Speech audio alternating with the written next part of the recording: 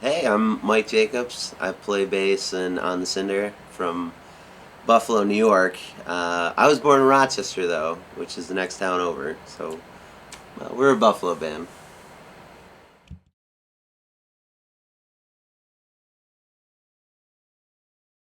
Yeah. So my family is like everything to me. Like that's how I got started with music. My mom got me a guitar when I was like 11. I took lessons for a couple years in middle school. Uh, a lot of our music in On the Cinder is actually inspired by family and family stories and the people I love, and so they're like my personal influences. But for bands, I was a '90s kid, so it was fucking Green Day, it was Nirvana, it was Rancid, like all that like all that punk rock stuff that I got into way after it happened. But I was listening to those CDs on the bus, of course, with a little Walkman thing that popped open. You put the CD in, you hold it just like this so it doesn't, skip. Skip. Um, then like a lot of the early 2000s pop punk because it was happening like as I was into music. Like uh, I'll admit I was a big Simple Plan fan when I was like 11, 12. I had that CD.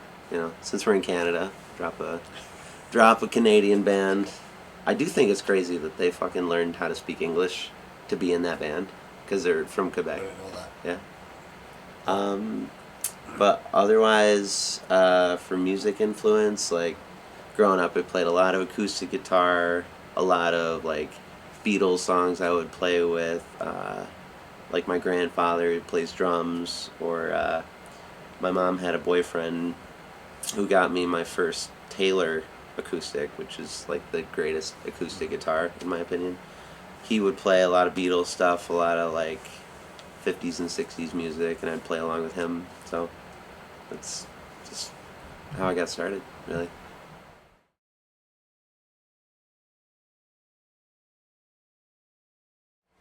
So my dad was actually by proxy got me into punk rock because he had a copy of Dookie because my dad was born in 1970, so like his whole upbringing was like around the college rock of the 90s, and like everyone had a copy of Dookie, everyone had a copy of Nevermind, so like that music was what I had. Like I stole my dad's CDs to take on the bus to school every day. Um, and another really important moment was when my middle school girlfriend's mom gave me a copy of And Out Come the Wolves. And it was the jewel case, like the CD was scratched to fuck, but she's like, if you like Green Day, you'll like this. And I took it, and I was like, oh my god, this guy can't sing, but it's so good. Like I could do this too. I could play in a band, and I can't play bass like fucking Matt Freeman, but I that album definitely inspired me to be like, you can just write songs about things you care about and just use the voice you have, and that was pretty important to the way my life shaped up.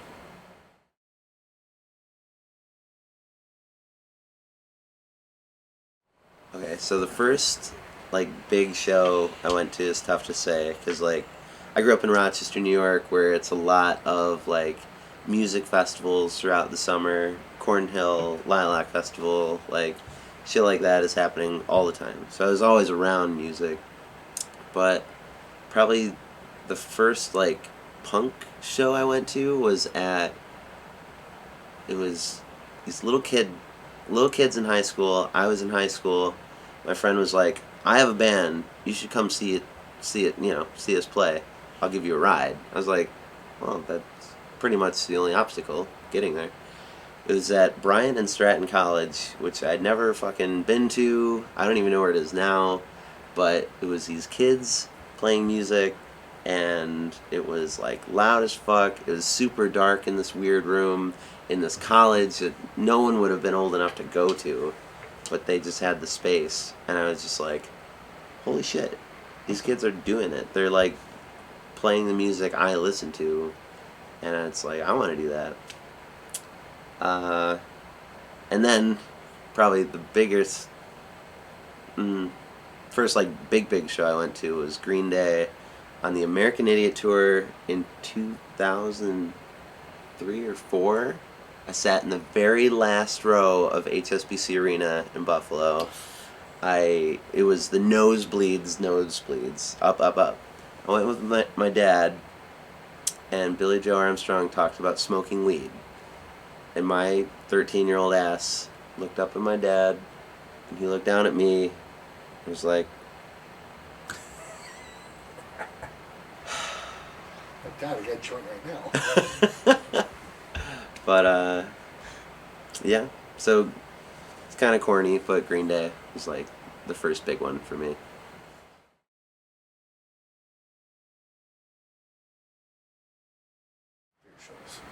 Favorite shows? Definitely anytime I can see Frank Turner.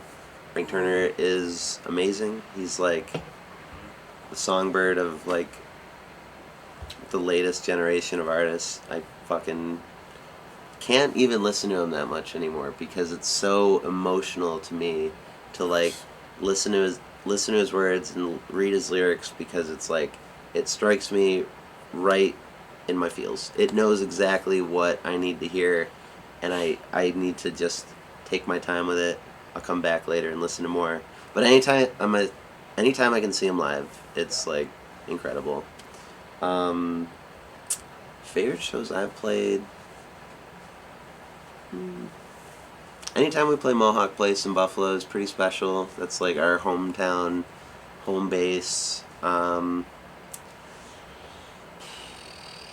There's certain cities that I really love to play. I love playing Chicago. I really love playing Boston. Orlando is always fun.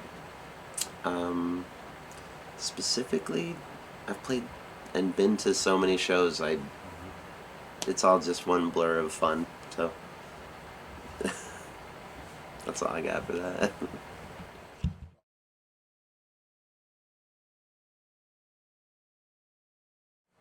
So we played a basement show in Boston. We had a gig at either O'Brien's or Midway, and then the next day we were off.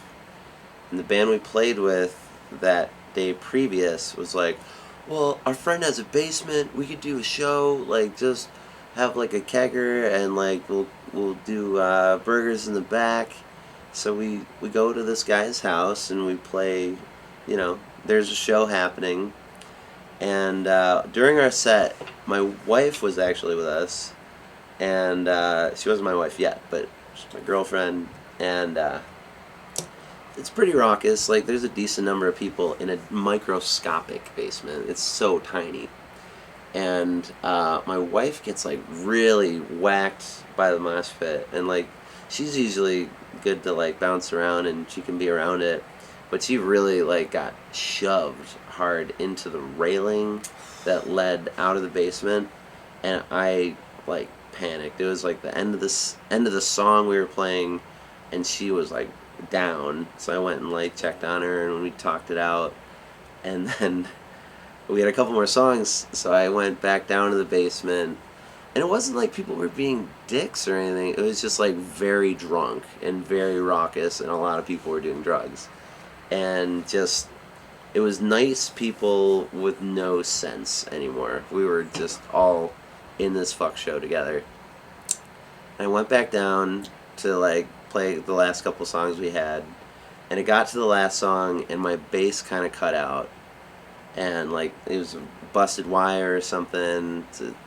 We're all sweaty. Beer is like being spat into the air, and like any electronics are doomed to like just short out. So I like dropped my bass. I didn't chuck it, but I like threw it down, and I took my mic and I like went up to every single person, just like started screaming the lyrics as we went, and Jason and Tyler kept going, and I like was taking my like frustration out on them without like I wasn't like hurting anyone. I wasn't being physical. It was like people we knew. and it was just like swallowed up by the bacchanalia of the whole fucking craziness of like my wife getting hurt, my shit's broken, like we're playing a dumpy ass basement, we're all drunk. It's like I just like fucking let it all out. It was super fun.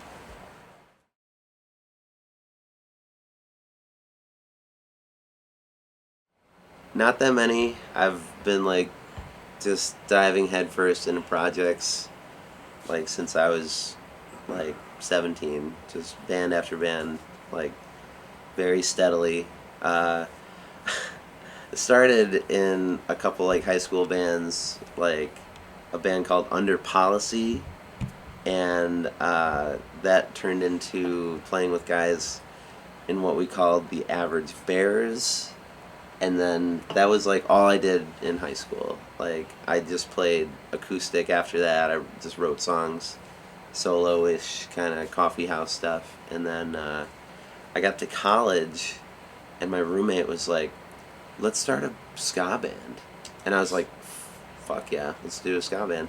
So we started it with a couple of friends I knew from high school that liked ska, and we all went to different colleges in different towns, so it was really difficult to do, but we called it Stakeouts, and we did a cool couple shows. We did like shows with Mustard Plug and the Toasters, and a couple other Authority Zero, and then as the Stakeouts kind of went on and like totally swallowed up my entire college experience, I sacrificed my grades for that fucking band, and I was living with Tyler, who was the drummer of the Stakeouts, and Jason.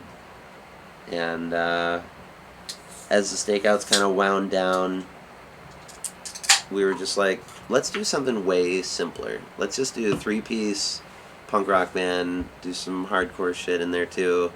Like, the 7-piece ska band crap is too hard to organize, and it was just a headache. So having 3 guys that could get in a Subaru and pack all our shit and go play whatever show any day of the week was really refreshing. And it's been on Cinder since 20... I think our first song we wrote in 2012, but our first show was in 2013.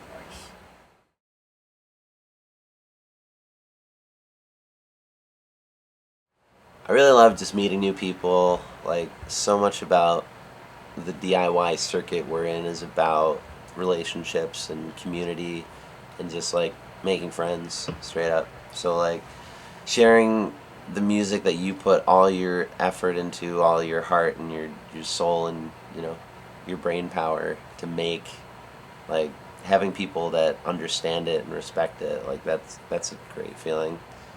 Also, it's like on the Cinder, like we're not making money, but we have certain things we have to treat like a business. So it's very much like I put so much effort and time into this that like I care like about, I don't want to call it a product or a brand, like fucking everyone uses that term now, but like everything with the band is like, it's a part of my life and it's a part of Jason and Tyler's life that like I want it to be recognized and I want it to be like shown like that we do work really hard at this band.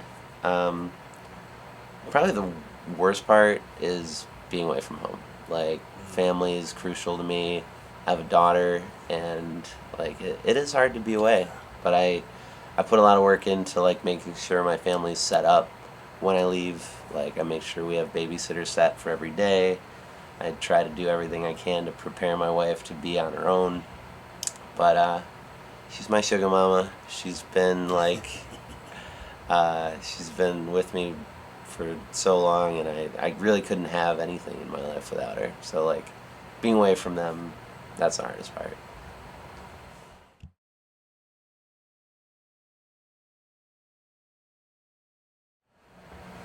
Chicken wings. It's like, it's home. It's Western New York. We have the best wings in the country. I agree. Just the size of the wing, the mix of the sauce, I think what people really fuck up about wings when they make them at home is the sauce. That is crucial. You put Frank's Red Hot and butter, and you melt that all together, and then you put that on the wings. Don't just put fucking Tabasco. Like, you need that butter to make it really savory. So wings, for sure. Oh, and always blue cheese. Only blue cheese. If you put ranch on wings, fuck you.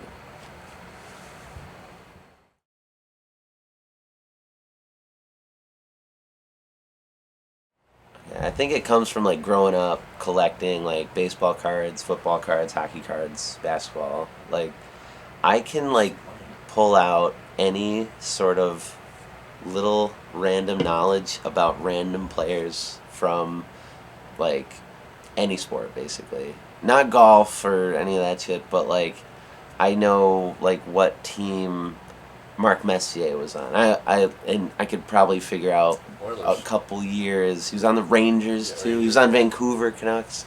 I know like guys that got into the Hall of Fame like because of certain statistics, and like I can just pull shit out about those guys because when I was a kid, like I always had my like binder of cards. I would like look at stats and I'd figure out what shit meant. Like on a baseball card, I figured out what whip meant, and like that changed my life because now I knew like what a pitcher is actually doing and what they're trying to achieve.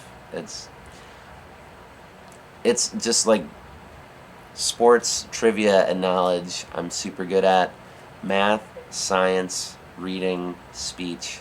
Not so good at.